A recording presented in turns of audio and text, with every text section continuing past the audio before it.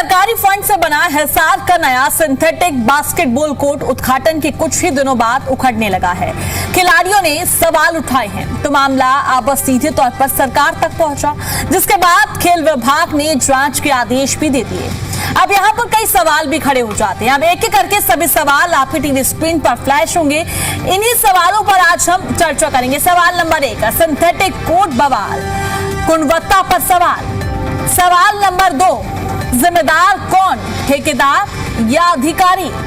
सवाल नंबर 3, क्या घटिया सामग्री का इस्तेमाल हुआ। सवाल नंबर 4, किसने दी क्वालिटी की क्लीन चिट। सवाल नंबर 5, सरकारी पैसे का हिसाब अब कौन देगा। ये तमाम सवाल यहाँ पर खड़े हो जाते हैं। आज हम इन्हीं सवालों पर चर्चा करेंगे। देखिए, चर्चा करना भी बेहद जरूरी हो जाता है। आप निर्माण कराते हैं, कार्य होता है, बच्चों के लिए पूरा ग्राउंड तैयार होता है और उद्घाटन के कुछ ही दिनों बाद वो ग्राउंड टूटने लगता है। आज चर्चा में हमारे साथ सत्ता पक्ष, विपक्ष सभी मेहमान जुड़ेंगे। सिंथेटिक कोर्ट बदहाल आखिर कैसे हुआ, आपने बनवाया तो यानी कि गुणवत्ता में कहीं ना कहीं कमी देखने को मिली और गुणवत्ता पर सवाल खड़े होना बेहद लाजमी हो जाता है। अब जो गुणवत्ता में कमी देखने को मिली है, इसके पीछे किसका हाथ है, अधिकारी या फिर ठेकेदार। जिम्मेदार कौन है या फिर दोनों ही जिम्मेदार हैं, ये भी सवाल यहाँ पर खड़ा होता है। और साथ ही किस तरीके की सामग्री का इस्तेमाल किया। अब देखिए, जब अभी ये पूरा बना और उसके बाद कुछ ही टाइम बाद टूट जाता है तो लाजमी है कि घटिया सामग्री का इस्तेमाल हुआ है। ग्राफिक्स के माध्यम से हम समझाने का आपको प्रयास करते हैं कि आखिर ये मामला है क्या, खेल विभाग की क्या है अब इस पूरे मामले में जवाबदेही। देखिए, ठेकेदार या जिम्मेदार अधिकारी पर अब कार्रवाई होगी, ये भी सवाल खड़े हो जाते हैं। बारिश से फर्श की पकड़ कमजोर क्यों हुई आखिर। जांच और अधिकारियों पर कार्रवाई की अब मांग तेज होती हुई नजर आ रही है। अब ये पूरा मुद्दा तूल पकड़ता हुआ नजर आ रहा है। अब देखने वाली बात यहाँ पर ये होगी कि इस पूरे मामले में किस तरीके से जांच की जाती है, क्या एक्शन लिया जाता है। और अभी फिलहाल इस पूरे मामले पर सभी की नजरें टिकी हुई है। सरकार ने करोड़ों रुपए खर्च किए तो वो करोड़ों रुपए किस तरीके से खराब हो गए हैं, क्योंकि कहीं ना कहीं क्वालिटी के साथ कॉम्प्रोमाइज किया गया है। अब देखिए, चर्चा की शुरुआत करते हैं और चर्चा में हमारे साथ तमाम पैनलिस्ट जुड़ गए हैं। भारतीय जनता पार्टी से प्रवक्ता रामराज शर्मा जी जुड़ गए हैं, साथ ही कांग्रेस पार्टी से प्रवक्ता सुरेश रोड जी हमारे साथ जुड़ गए हैं, एनएलडी से प्रवक्ता वजेंद्र रेड्डी जी और खेल प्रशिक्षक जगदीश सिंह जी। सबसे पहले तो आप सभी का चर्चा में बहुत बहुत स्वागत है। चर्चा की शुरुआत मैं सत्ता पक्ष के साथ ही करना चाहूंगी। रामराज जी, सबसे पहले तो ये मुझे ये बताइए, करोड़ों की लागत लगी, उसके बाद ग्राउंड बनकर तैयार हुआ, उद्घाटन की कुछ दिन बाद ही टूट जाता है, कौन जिम्मेदार है इसमें। जी रामराज जी। देखो, पहले तो मैं आपको जी और ये अन्य पार्टी के हमारे प्रवक्ता भाई हैं, इनको हमारे देश की, हमारे प्रदेश की देवतुल्य जनता जनार्दन को मैं राम राम करता हूँ, नमस्कार करता हूँ, फिर आपकी बात का जवाब देता हूँ। ये मामला हिसार का है, महावीर स्टेडियम, और इसमें जैसे आपने बताया गुणवत्ता, कुछ क्वालिटी की इसमें क्या नाम है, सामग्री नहीं लगाई गई। ये गुणवत्ता का सवाल है, क्वालिटी का सवाल है। और जिस तरह से इसमें अनियमितताएं पाई गई हैं, इसकी शिकायत मिली है और हम इसकी जांच करा रहे हैं। खेल विभाग को इसकी शिकायत मिली है, जांच करवा रहे हैं, तकनीकी टीम से इसकी जांच कराएंगे। और जहां तक मटेरियल का सवाल है, वह घटिया मटेरियल कैसे इस्तेमाल हुआ, इसमें ठेकेदार या जो भी एजेंसी जिसने इसको बनाया है उसकी पेमेंट भी रोकी जा सकती है, उसको ब्लैक लिस्ट किया जा सकता है, उसकी रिकवरी भी उसके द्वारा मतलब उससे रिकवरी भी हो सकती है। और ये जांच का विषय, इसकी जांच चल रही है और इसमें दोषियों को कड़ी से कड़ी सजा दी जाएगी, इसमें बख्शा नहीं जाएगा। और इसमें जहां तक है भ्रष्टाचार की बुआरी है और इसकी हम जांच कराएंगे और जो भी इसमें दोषी पाएगा उसको हम सजा दिलाने का काम करेंगे। जी ठीक है रामराज जी। हमारे साथ कांग्रेस पार्टी से प्रवक्ता सुरेश रोड जी भी जुड़े हुए हैं। सुरेश जी, फिलहाल तो मैं आपसे जानना चाहूंगी, देखिए जिस तरीके से पूरा मैदान बनकर तैयार हुआ, उद्घाटन के कुछ दिन बाद ही टूट गया, इस पर विपक्ष का यहाँ पर क्या कहना है। जी सुरेश जी। देखिए, कोई ये पहली बार नहीं हुआ। जब से नरेंद्र मोदी जी की सरकार आई इन्होंने नई पार्लियामेंट की बिल्डिंग बनाई, बड़े जोर शोर से बनाई, विदेशों तक उसके बारे में चर्चाएं की, लेकिन तो पहली बारिश में ही यहाँ तक पानी उसमें गले तक आ गया। बाबू लोग फाइलों के बैग लेके बाहर निकलते हुए, फाइलों को सुरक्षित बाहर ले जाते हुए नजर आए थे। भगवान श्री राम से ऊपर कोई शक्ति भारत में नहीं है। भगवान श्री राम के मंदिर के बारे में इन्होंने चंदा चोरी की बात अब सामने आई। सबसे पहले तो देखो मंदिर का इन्होंने एक तरह से उसमें प्रवेश किया, तो वहां पर पुजारियों को पहली आरती अम्ब्रेला यानी छाता लेके करनी पड़ी थी, उसकी छत टूटने लग गई। जिस पुल का महामानव नरेंद्र मोदी जी उद्घाटन करने जाते हैं, शिलान्यास करने जाते हैं, तो वहां कोई ना कोई ऐसी दुर्घटना देशवासियों के सामने आती है। कोई भी एक विकास कार्य इनका ऐसा नहीं है। और ये सिर्फ कांग्रेस पार्टी आरोप नहीं लगा रही, मैं बड़ी जिम्मेदारी से कहना चाहता हूं कि अटल बिहारी वाजपेयी जी और आडवाणी जी के समय के भारतीय जनता पार्टी के एक नेता जो आज नरेंद्र मोदी जी की सरकार में केंद्र में मंत्री हैं, श्री कृष्ण पाल गुर्जर जी, वो कहते नजर आए कि कांग्रेस पार्टी की सरकार तो 14 साल से जो की तो कांग्रेस पार्टी की बनाई हुई सड़कें तो 14 साल से जो की तो चल रही हैं और आपकी सड़क 4 महीने नहीं निकाल रही। ये भारतीय जनता पार्टी के नेता बैठक में बोल रहे हैं, अपनी अफसरों को कह रहे हैं ये बात। आप देख लीजिएगा कि अब दूध का दूध पानी का पानी इसी बात से हो जाता है। हम कोई बात कहते, मीडिया कोई बात कहता है, ये उसके उल्ट प्रदर्शन करने लग जाते कि जी हमारे को बदनाम कर रहे हैं। आपने कृष्ण पाल गुर्जर के मुंह से ये बात सुनी और आप कृष्ण पाल गुर्जर जी की बात का जवाब उल्टा नहीं दे पाए आज तक। इसका मतलब आपने कबूल कर लिया कि बीजेपी के लोग सिर्फ भ्रष्टाचार में संलिप्त ही नहीं है, बल्कि उनके संरक्षण में ये उद्योग की तरह फल फूल रहा है। मैं जिम्मेदारी से एक बात और बताना चाहता हूं कि आज से पहले क्या होता था। जो राजनीतिक लोग हैं, चाहे वो जिला परिषद के चेयरपर्सन से शुरुआत कर लीजिएगा, विधायक है, सांसद है, नगर पालिकाओं के चेयरमैन है, जो जनता की वोट से इन पदों के ऊपर बैठते थे आके, तो वो लोग ठेकेदारों के ऊपर कंट्रोल रखते थे। अच्छी सामग्री लगाइए, गुणवत्ता की तरह मतलब विकास कार्यों का निर्माण होना चाहिए। ये सारा काम जनप्रतिनिधियों का था, चाहे जिला परिषद का चेयरमैन हो या सांसद हो, मंत्री हो, विधायक हो। अब क्या बदलाव आया इस सरकार आने के बाद? अब जितने ठेकेदार थे वो सारे भारतीय जनता पार्टी के फेरपोश लोग बन गए।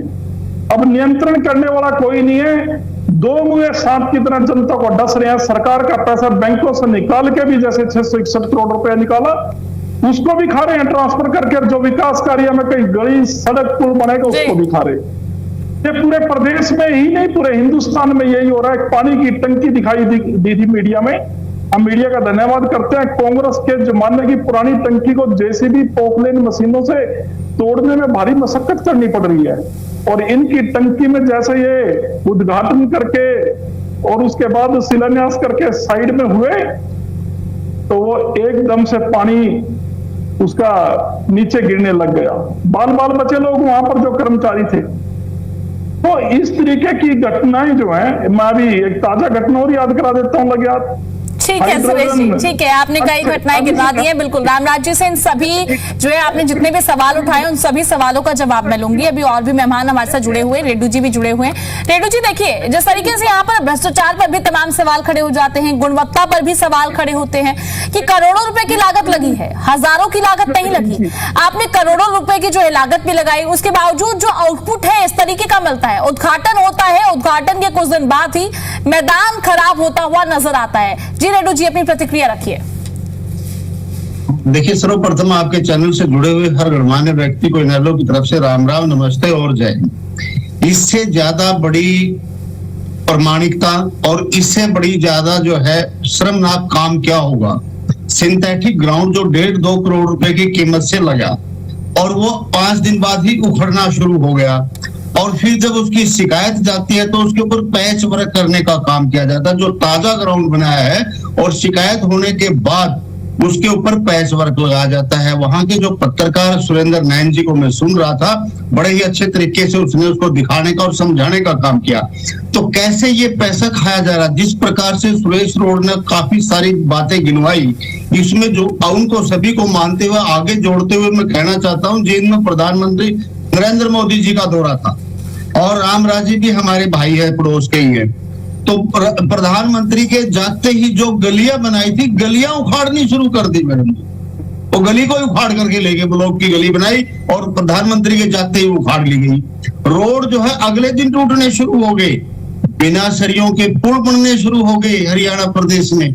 बिना सरियों का पुल पंचकुला में, बिना सरियों का रबर के सरिये डाल दिए, प्लास्टिक के सरिया के। यानी कि आज जो है ये, और यहाँ के जो बास्केटबॉल के सेक्रेटरी महोदय को मैं सुन रहा था, वो कह रहे थे कि हमारे ओलंपिक अध्यक्ष मीनू बेनीवाल को तो जो ना खेल रत्न से नवाजा जाना चाहिए, क्योंकि बास्केटबॉल के पोल टूट करके कितने हमारे राष्ट्रीय और अंतर्राष्ट्रीय स्तर के खिलाड़ी मर चुके हैं।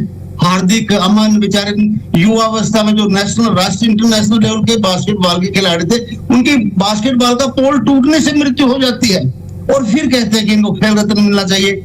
मैं तो मैडम जी कहना चाहता हूं, इसके लिए अगर कोई सही मायने में जिम्मेवार है तो हरियाणा सरकार जिम्मेवार है, क्योंकि हरियाणा सरकार का जो रुतबा होता है, सरकार का जो व्यय होता है और सरकार का जो नियंत्रण होता है, ये सरकार वो नियंत्रण खो चुकी है।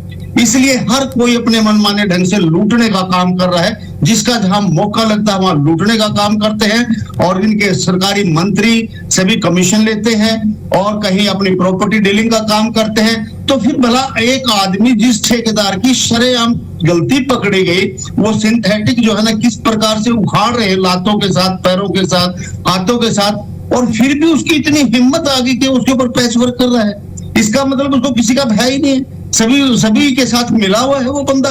अदरवाइज तो इतना होने के बाद तो सरकारी तंत्र के आगे पसीना निकल जाए और पेशाब में, पैंट में पेशाब निकल जाए कि मेरे से इतनी बड़ी भूल हुई है, और वो फिर उसके ऊपर पैच वर्क कर रहा है। उसका शिकायत के बावजूद बाद पैच वर्क करना अपने आप में ये दिखाता है कि आज सरकार नाम की कोई चीज नहीं है, उसका कोई भय, कोई डर, कोई शर्म किसी प्रकार की नहीं मानते हैं लोग। और वो ऐसा कब होता है आप सब जानते हैं, हम भी 30 साल से राजनीति कर रहे हैं। जब राजनेता उनसे मिल जाते हैं और जब राजनेता की मिली भगत होती है, तभी कोई किसी ठेकेदार के अंदर इतनी हिम्मत आती है कि वो परवाह नहीं करता है। और ये कहीं न कहीं सरकार को अपने आप को, स्वयं को सुधारना होगा। यदि सरकार इस बात पर ध्यान दे कि बुरा जो देखन मैं चला तो बुरा ना मुझसे कोई, ये बिल्कुल कबीरदास का ये दोहा बिल्कुल सही है। तो ये अपने आप को सुधारे, प्रशासन और शासन और ठेकेदार अपने आप सुधर जाएगा। अगर अच्छी नीयत से, सच्ची नीयत से, ईमानदारी से ये काम करेंगे तो निश्चित रूप पर नीचे वाले भी समझेंगे और उनसे मिलजुल करके रहेंगे तो वो ऐसा ही हाल होगा। देखिए कहीं भी आप किसी भी फील्ड में देख लीजिए, कहीं धरने, कहीं पर पेपर 152 बार पेपर लीक होना, इतनी बड़ी शर्म की बात है। यानी कोई शर्म है ही नहीं, कोई मानता ही नहीं सरकार को। तो 152 पेपर, और सबसे बड़ी बात ये, आपने जितने भी सवाल उठाए इन सभी सवालों का मैं बिल्कुल जवाब लूंगी। बिल्कुल आपने सही कहा, रोहतक में भी देखने को मिला था, गुरुग्राम में भी देखने को मिला था, कई मामले सामने आएंगे। ये भी सवाल हम सारे उठाएंगे जो बास्केटबॉल जो है पोल की वजह से बच्चों की मृत्यु भी हुई है, हरियाणा में ही हुई है। ठीक है, जगदीश सिंह जी भी जो हमारे साथ जुड़े हुए हैं, खेल प्रशिक्षक है। जगदीश जी, सबसे पहले तो मैं आपसे समझना चाहूंगी, आप खेल प्रशिक्षक हैं, इससे पहले भी कई मामले देखने को मिल चुके हैं। रोहतक की बात की जाए, गुरुग्राम की बात की जाए, बहादुरगढ़ की मैं बात करूं, वहां पर भी एक बच्चे की मृत्यु हुई थी पोल की वजह से। और अब ये ग्राउंड देखने को मिला, करोड़ों की लागत लगकर ये पूरा ग्राउंड बना और उद्घाटन के 4 से 5 दिनों बाद ही अब इस ग्राउंड की जो स्थिति है देखने को मिली, पैच वर्क उस पर कराया गया। इस पर मैं आपकी प्रतिक्रिया जानना चाहूंगी, किस तरीके से बच्चों के जो जीवन के साथ यहाँ पर खिलवाड़ करने का कार्य किया जा रहा है। जी जगदीश जी।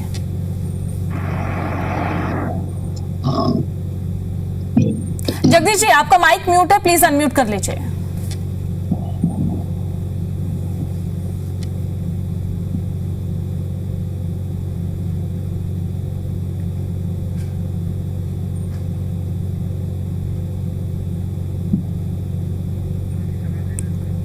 जगदीश जी, आपको आवाज आ रही है?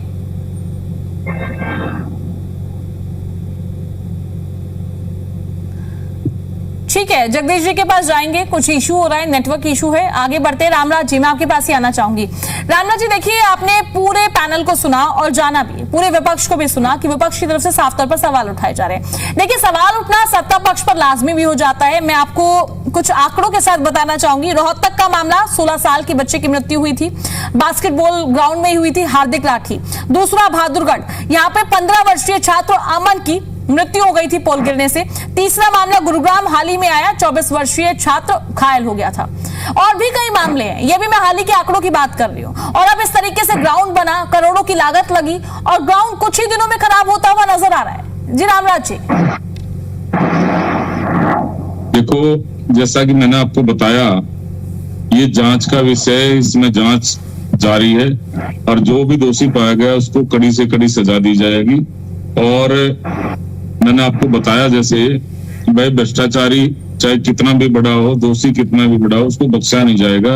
और हमारी सरकार का, डॉक्टर नायब सिंह सैनी का हरियाणा है, ये भ्रष्टाचार मुक्त हरियाणा, अपराध मुक्त हरियाणा और नशा मुक्त हरियाणा। भ्रष्टाचार मुक्त हरियाणा है, फिर भी भ्रष्टाचार हो रहा है।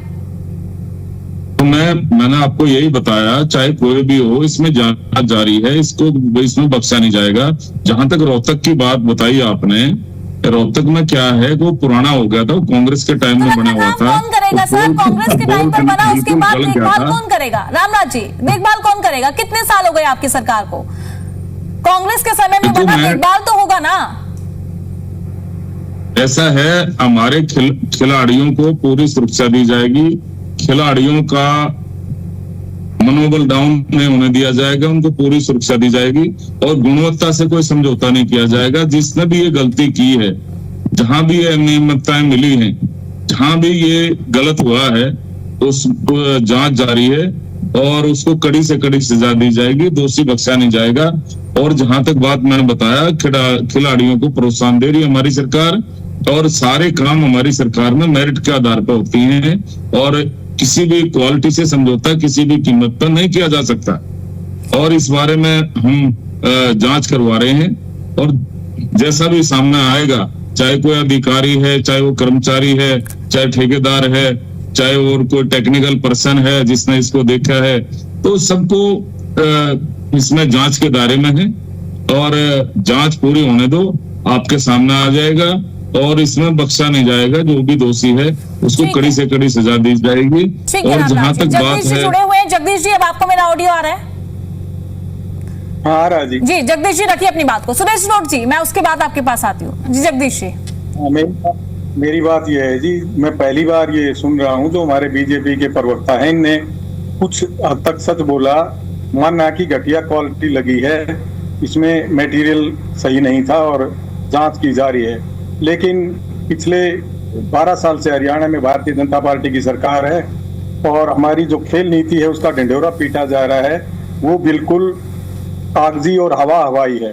मैं जमीन से जुड़ा हुआ आदमी हूँ, धरातल पे इस सरकार ने खेलों के लिए कोई काम नहीं किया है। ये तो आप मटेरियल की बात करते हैं। अब आपने पीछे की 2 घटनाएं बताई, एक तो 2 दिन पहले ही पोल टूटा है, उसकी रीढ़ की हड्डी टूटे, कुछ महीने पहले एक हमारा खिलाड़ी उस मौत होगी उसकी बास्केटबॉल में। इस वर्तमान सरकार जो हमारा ढंढोरा पीटती है, ये जो कह रहे हैं कि भ्रष्टाचार नहीं होता इस सरकार में, मेरिट के आधार पर काम होता है, तो मैं खेलों के क्षेत्र की बताना चाहता हूं कि इस खेल के क्षेत्र में इस सरकार का कोई भी काम नहीं है। वहाँ निकम्मी सरकार है खेलों के क्षेत्र में।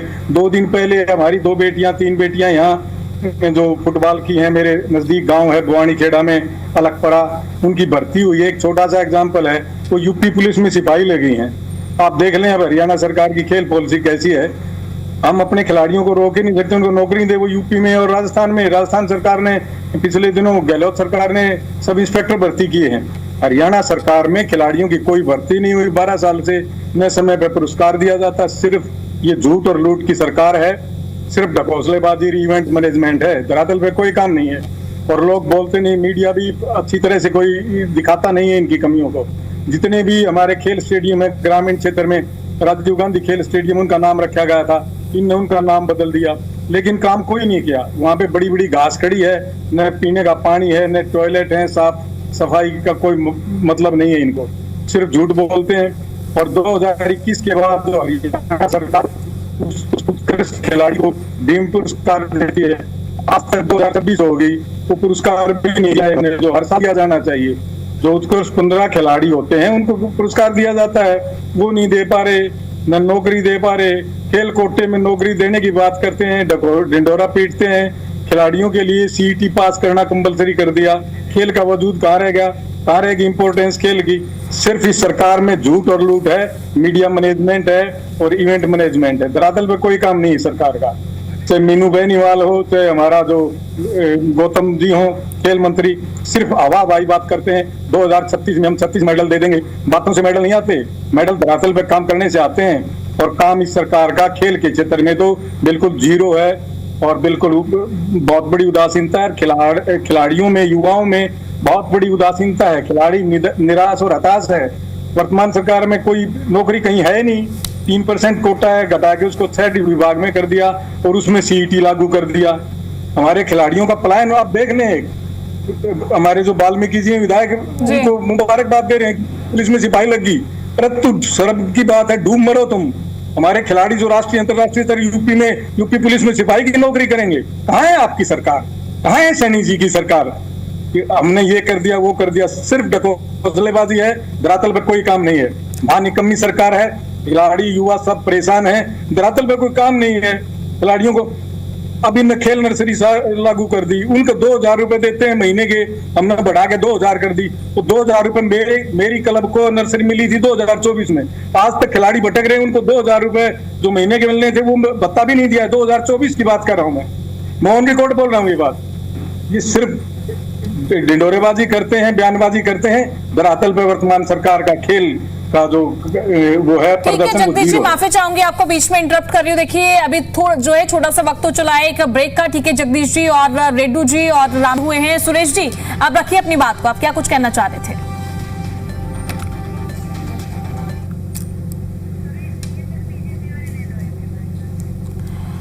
ठीक है, और तमाम दिग्गज जुड़े हुए हैं, नेटवर्क इशू है, सुरेश जी के पास भी जाएंगे और हमारे साथ रेड्डू जी भी जुड़े हुए हैं। रेड्डू जी, मैं आपकी भी प्रतिक्रिया जानना चाहूंगी। हालांकि अभी आपने अपनी बात को रखा, देखिए आपने सत्ता पक्ष को भी सुना और साथ ही जगदीश जी को भी सुना। यहाँ पर अब आपकी जो है क्या कुछ राय है? जिस तरीके से जगदीश जी ने कई मामले गिनवाए और हमने भी पिछले कई दिनों से कई मामले देखे हैं जहां पर बच्चों की मृत्यु भी हुई है पोल के कारण, और अभी करोड़ों की लागत लगकर इस तरीके से कुछ दिनों में ही पूरा ग्राउंड खराब होता हुआ नजर आ रहा है। जी रेड्डू जी। हाँ देखिए प्रिया जी, जगदीश खुद कोच हैं बास्केटबॉल के और उस बेबाकी से इन्होंने अपनी बात को रखा। मैं इनको बहुत बहुत बधाई देता हूं इस बात के लिए। और सरकार के लिए बड़ी शर्मिंदगी भरी इनकी ये बातें हैं कि ग्रामीण क्षेत्र में वास्तव में किसी स्टेडियम की कोई सूद नहीं है। कांग्रेस घास जमी खड़ी है। कांग्रेस ग्रामीण क्षेत्र में छोड़िए, शहरों में आप देख लीजिए, जींद का आप स्टेडियम देख लीजिए। मैंने अभी बताया प्रधानमंत्री जी आए, सफाई हुई, तैयारियां हुई और अगले उनके जाते ही गलियां उखाड़नी शुरू कर दी, ब्लॉक उखाड़ने शुरू कर दिए। और अब ये कह रहे हैं कि भाई जांच चल रही है। मैं ये पूछना चाहता हूं, भाई जांच किस बात की चल रही है?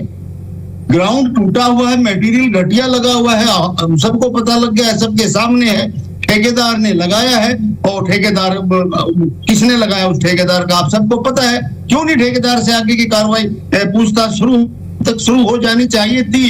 क्यों ऐसा मटेरियल लगा, किस कारण से लगा और किसका दबाव था, किसका प्रेशर था, किसने आपसे पैसे मांगे, किसने खाए, क्यों घटिया माल लगाया, वो तो ठेकेदार बताएगा। उस तक तो आप की मतलब बात तक ही नहीं गई है उन तक तो अब तक, जबकि वो तो पैसे लगा करके अपना फ्री हो रहा है। तो जांच का विषय नहीं। अब कोई नुकसान है, पोल टूट के बास्केटबॉल के, वो बेचारा हार्दिक किसी का लाडला था, मन भी किसी का लाडला था, वो मृत्यु को ग्रास हो गए, मृत्यु का ग्रास बन के वो चले गए हैं और फिर कह रहे हैं कि ये तो कांग्रेस के समय के पोल थे। भाई अरे कमाल हो गया। तो ये कहीं मेरे ख्याल सिंथेटिक भी कांग्रेस के टाइम की होगी, इसलिए वो इतनी जल्दी फट गई। कोई भी हो, कुछ भी हो, जिम्मेवारी 12 साल से हरियाणा प्रदेश में भारतीय जनता पार्टी की सरकार है। आप लोग किसी पुरानी सरकार को दोष नहीं दे सकते। यदि कोई सरकार नई बन करके आती है, पहली योजना में वो कह सकते हैं कि भाई ये खामियां थी, हम इनको सुधारेंगे, सुधार करने में वक्त लगेगा। अब आपको तो बहुत ज्यादा वक्त मिल चुका है।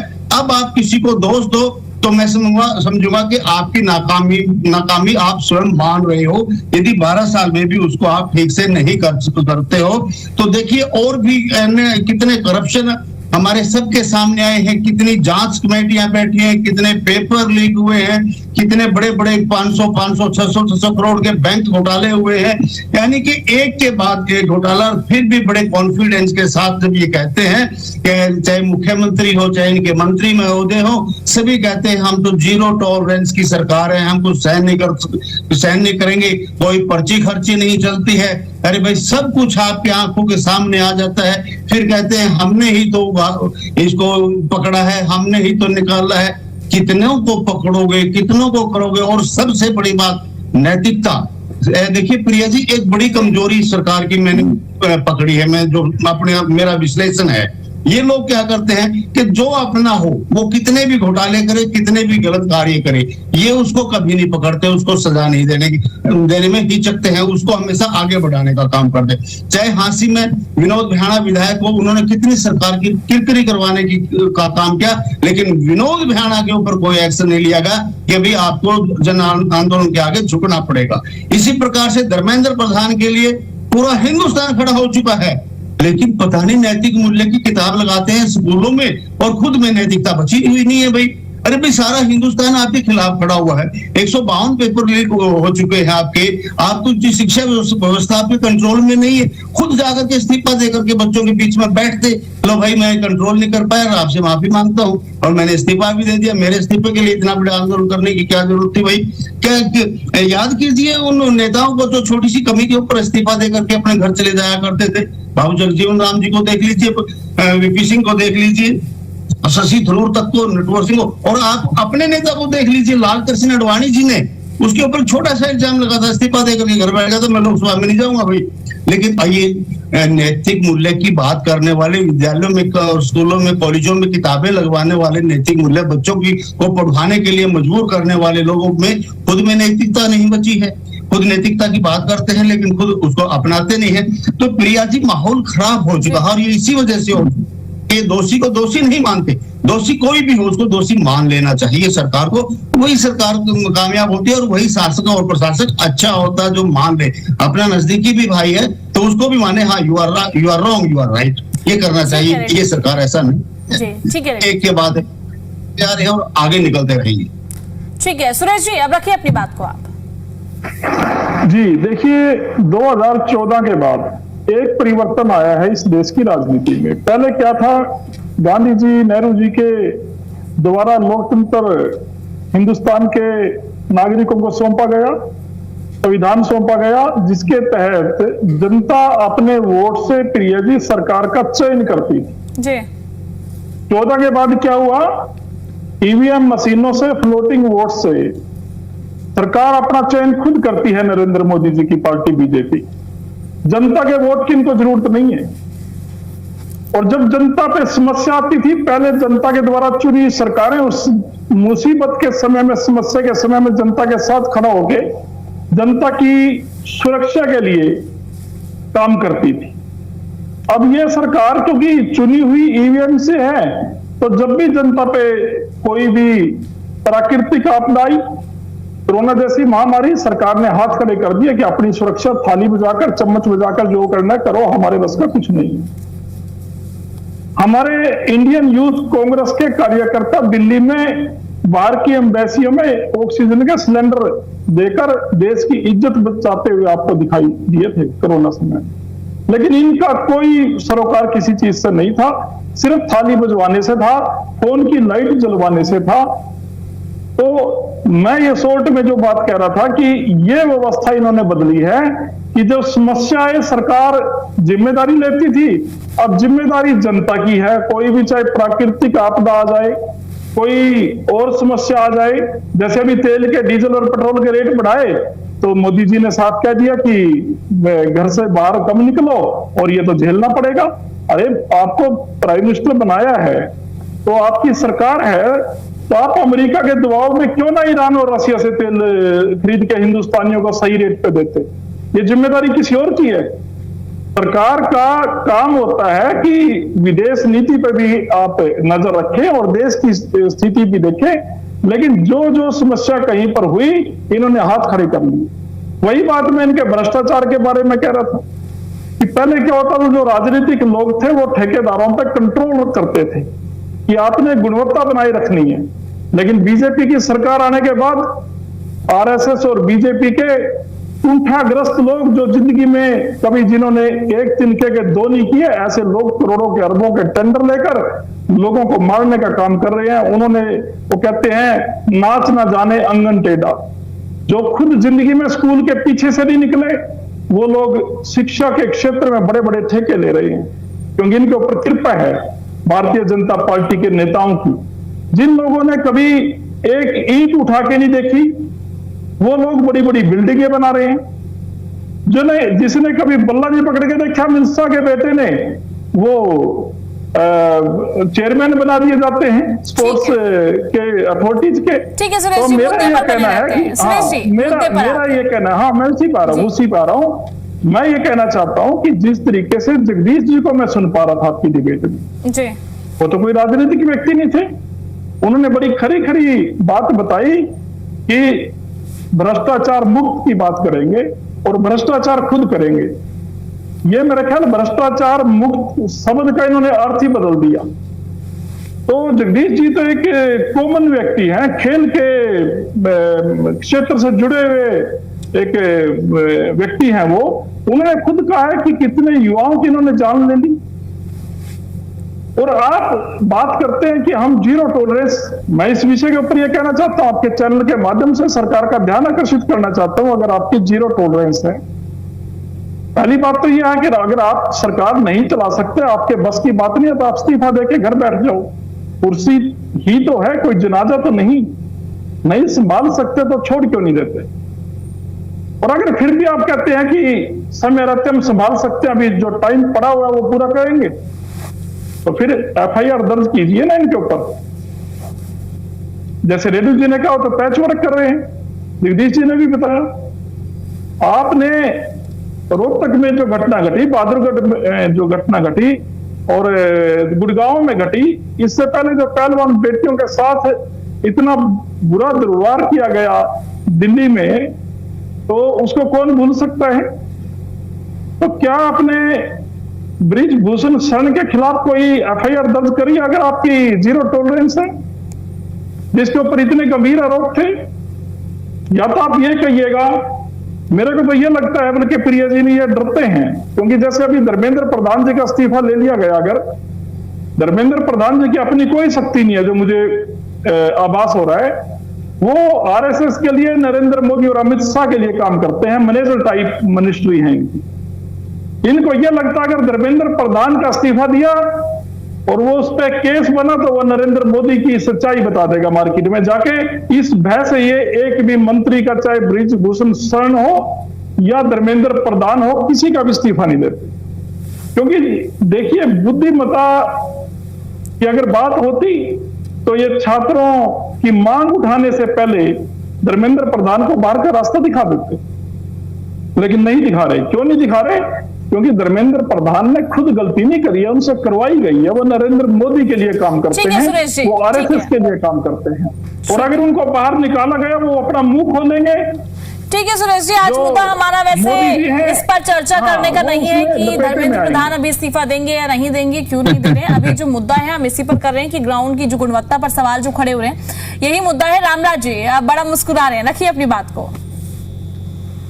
देखो सुरेश जी हमारे को ज्ञान बांट रहे हैं, मेरे को हंसी आ रही है, ये नैतिकता का पाठ पढ़ा रहे हैं। अरे रॉबर्ट वाड्रा के पास में कौन सी नोट बनाने की मशीनें बता देना सुरेश भाई।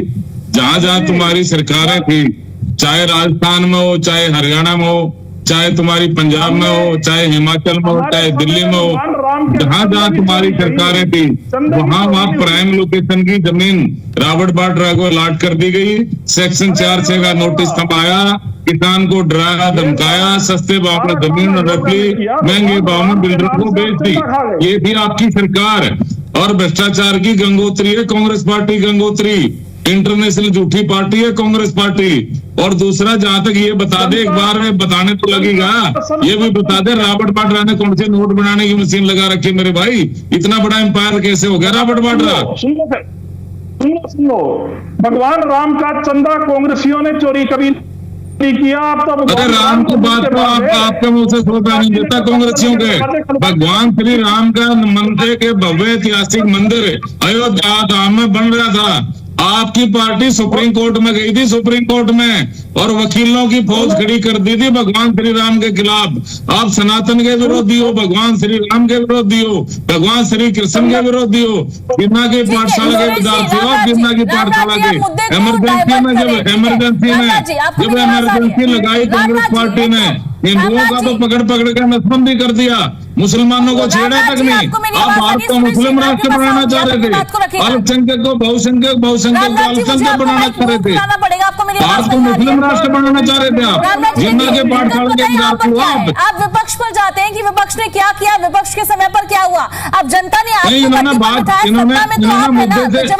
मुद्दे से ये भटके थे कि विपक्ष के समय पर क्या हुआ है। अभी जवाबदेही आपकी है ना, इन्होंने बात ही नहीं की, ये नैतिकता का पाठ पढ़ा रहे थे। रामनाथ जी 10 साल से ऊपर आपकी सरकार को हो गए ना, सवाल आपसे पूछे जाएंगे विपक्ष की सरकार में क्या हुआ था। मैंने आपको बताया, तो आप है ना, आप जाते मैंने आपको बताया डॉक्टर नारायण सिंह सैनी का हरियाणा, नशा मुक्त हरियाणा, भ्रष्टाचार मुक्त हरियाणा, अपराध मुक्त हरियाणा, सबका साथ, सबका विकास, सबका विश्वास, इस पैटर्न पर हमारी सरकार काम कर रही है। हरियाणा एक, हरियाणवी एक, समान विकास कार्य पूरे प्रदेश में चल रहे हैं और इंडस्ट्रियल ग्रोथ हो रहा है हमारा। ठीक है, रोजगार कर दिए, विदेश में पलायन ये जैसे ये बात कह रहे हैं ना, इसलिए जनता ने इनको नकार दिया, जनता द्वारा नकारे गए लोग हैं। बौखलाहट में उलझुल बातें करते, उलझुल फैसले लेते हैं। और जहाँ ये दिल्ली की बात कर रहा था ना, दिल्ली में देश विरोधी ताकतों का जमावड़ा है, जमावड़ा। और ये जो जनता ने नकार रखे हैं वो इकट्ठे हो रहे हैं वहां पे। राहुल गांधी को सलाह दो, वो वहां पे मानसून सत्र चल रहा है, वो वहां पे संसद में जाएगा, उनको सलाह दो। यहाँ नौटंकी करने की जरूरत नहीं है दिल्ली में, अराजकता फैलाने की जरूरत नहीं है दिल्ली में। ये बच्चे हमारे बच्चे हैं, आज के बच्चे कल का भविष्य है, इनमें से साइंटिस्ट बनेगा, इनमें से कोई डॉक्टर बनेगा, अभिनेता बनेगा। जी अपनी बात को रखिए। पार्लियामेंट में नहीं आया, कह रहे हैं राहुल गांधी जी को बोलो। दिल्ली में राहुल गांधी के द्वारा इन्होंने खुद बताया ये बात। अरे अच्छा होता वो संसद भवन में जाते, वहां पे मानसून सत्र चल रहा है, वहां अपनी राय देते, वहां पे कोई अच्छी राय थी तो वहां राय देते, मुद्दा उठाते अगर ऐसी बात थी तो। और ये यहाँ पे अराजकता फैला रहे दिल्ली में। जिस तरह से हमारे महिलाओं का, हमारी बहनों का अपमान किया जा रहा है, जिस तरह से वहां अराजकता फैलाई जा रही है, हमारे देश की जनता देख रही है। ठीक है रामनाथ जी, पता है प्रॉब्लम यहाँ पर क्या है, आपसे जब सवाल पूछे जाते हैं आप उसका जवाब नहीं देते हैं। अभी मैंने आपको बीच में 20 बार इंटरप्ट किया होगा, आप नहीं रुके, आप जा रहे हैं दिल्ली पर। मैंने सुरेश जी को भी अभी टोका कि जो मुद्दा है मुद्दे पर बने रहिए, आप खुद मुद्दे को डाइवर्ट कर रहे हैं। फिर जाते हैं कि विपक्ष के समय पर क्या हुआ। ठीक है, जगदीश जी हमारे साथ जुड़े हुए हैं, जगदीश जी अपनी बात को रखिए। हमारी बात ये है जी, हमारे जो बीजेपी के प्रवक्ता हैं वो बता रहे हैं कांग्रेस ने ये किया। भाई कांग्रेस ने 2 किया, जनता ने उसको उसका रिजल्ट दे दिया, उनको सत्ता से दूर कर दिया। और केंद्र में जब वो सत्ता में थे उनको 44 सीटों पर ला दिया। अब आप अपना सवाल से इस बहाना बना के नहीं बच सकते कि कांग्रेस ने ये किया। अब आप सत्ता में हैं, आप अपनी बात जवाबदेही को करें ना। कोई जवाबदेही नहीं है, किसी बात का जवाब नहीं है आपके पास। अब ये बहन बेटियों की इज्जत की बात कर रहे हैं, मैं छोटा सा 1 मिनट लूंगा आपकी। बहन बेटियां हमारी जो देश की सिरमौर थी, हमारी खिलाड़ी बेटियां, जिस दिन प्रजातंत्र की सबसे बड़ी मंदिर का उद्घाटन हो रहा था हमारी संसद का, और संसद से 100 मीटर दूर हमारी बेटियों को घसीटा जा रहा था, वहीं राष्ट्रपति भवन है। और मेरा दिल इसलिए और ज्यादा दुखी हो गया, इस देश की प्रथम महिला राष्ट्रपति महिला है, इस देश की खेल की सर्वोच्च संस्था की अध्यक्ष पीटी उषा जी महिला है, और तत्कालीन महिला विकास मंत्री स्मृति ईरानी जी, ये तीनों महिला और हमारी महिला बेटियां जिनको सड़क के ऊपर घसीटा गया। मेरे पास अभी भी फुटेज पड़े हैं, हमारी बेटियां जो साक्षी मलिक थी उसके मुंह के ऊपर पुलिस वाले ने जूता लगा रखा है। मैं रात भर सो नहीं सका। मेरा किसी राजनीतिक पार्टी से कोई लेना देना नहीं है, लेकिन मैं इस प्रजातंत्र की परिभाषा से अनभिज्ञ हूँ, जहाँ पे विपक्ष को या विरोधी को बोलने की इजाजत ना हो। कोई भी सरकार का विरोध करे वो देश विरोधी हो गया। भाई ये परिभाषा ना चलाओ, अगर आप इसी स्पीड से और इसी स्वभाव से चलेंगे तो इस देश का भविष्य बहुत अंधकार में है। आप सत्ता के गुरूर में ज्यादा मदमस्त ना हो। राहुल गांधी की जिसे आलोचना कर रहे हैं, मैं पहले बता दूं, मैं कांग्रेस का समर्थक नहीं हूं, मैं कांग्रेस विरोधी हूं, मैं बीजेपी का वोटर भी रहा हूं, ये बता रहा हूं। लेकिन राहुल गांधी नेता है, लोगों का प्रतिनिधित्व करता है, वो संसद में बोलता नहीं। आपने बोलने दिया? आपका जो स्पीकर है उसको बोलता है बैठ जा बैठ जा, कभी उसका माइक बंद कर देते हैं। कभी जनता ये भी देख रही है, कह रहे ना कि आपको मैंडेट दिया है, इसमें कोई दो राय नहीं है, लेकिन ये आपकी मैंडेट हमेशा बनी रहेगी। आप इस गलतफहमी में भी ना रहें। जनता आपको चुनना जानती है तो जनता आपको हटा भी सकती है। आप अपनी जवाबदेही से नहीं बच सकते। कांग्रेस ने ये किया वो किया, कांग्रेस ने किया, उसको जनता ने दंड दे दिया भाई, उसको सत्ता से बाहर कर दिया। 12 साल से आप सत्ता में हैं, केंद्र में भी, हरियाणा में भी, और आप लोगों ने जन भावनाओं का दुरुपयोग किया है। सिर्फ मंदिर मस्जिद और धर्म को आप आगे ले जाते हैं। हिंदू धर्म के आप ठेकेदार बन गए भाई। सारा आप कहोगे वही हिंदू है, आप कहोगे वही देश भगत है। देशभक्ति का पाठ आप पढ़ाते हैं, कभी आपने देशभक्ति के लिए कुछ एक किया नहीं। और जिस परिवार ने गांधी परिवार की आप आलोचना करते हैं, 3-3 शहादत दी है भाई उसने, आप उनका मुकाबला नहीं कर सकते। और ये मैं कांग्रेस विरोधी हूं, मैं बोल रहा हूं ये बात, आप इस बात को हल्के में मत लेना कि भी मेरा किसी राजनीतिक पार्टी से कोई संबंध है ना। मैं एक आम आदमी हूं और धरातल पे बता रहा। रही बात खेल नीति की, आपको पता, आप दे दें जवाब। हरियाणा में आप सिपाही भी नहीं लगा रहे, हमारी बेटियां यूपी पुलिस में सिपाही लगी हैं, इंटरनेशनल लेवल की, दे दो नौकरी उनको, हटा दो। ठीक है जगदीश जी, ठीक है जगदीश जी। रेड्डू जी अपनी बात को रखिए आप। हाँ, देखिए, ये बिल्कुल ठीक कह रहे हैं। जगदीश जी को वास्तव में दर्द है।